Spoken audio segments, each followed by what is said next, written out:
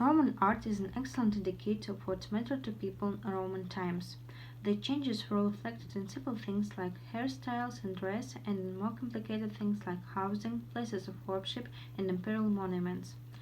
Changes in taste can also be seen in portraiture, from the idealistic on the left to the realistic on the right, in the subject matter depicted in household and public decoration, from elaborate mythological scenes to simple decorative motifs. The original Latin people came from north of the Alps prior to 1000 BC. Sometime before 800 BC, another mass of people, this time from the east, moved into the area north of Rome known as Tuscany. They were called Etruscans. During the 7th century BC, these people moved south into Latin territory and took over the rule of Rome. In 509 BC, the Etruscan kings who had been ruling Rome were tossed out by the Latin populace. 200 years before Christ, the Romans controlled all of Italy and the entire Mediterranean coast in Europe and in part of North Africa. The Latins were bourgeois agricultural people.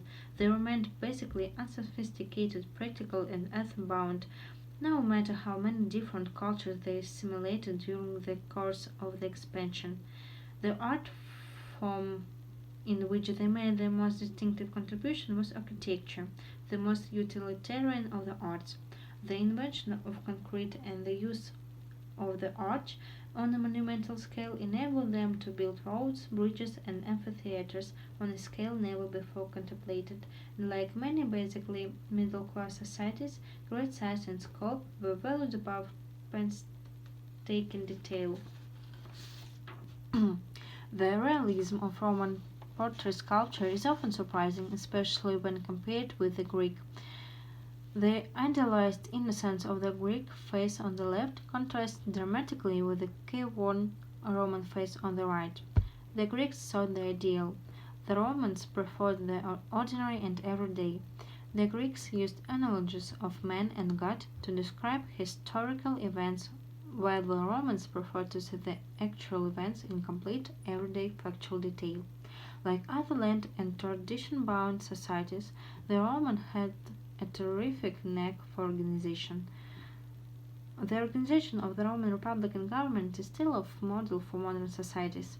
The loyalty of the well-organized and efficient Roman armies also contributed to the stability of the early republic. The Romans allowed conquered people to maintain their way of life almost completely intact. A superstitious nature worship and the concept of family were worshipped by the Romans.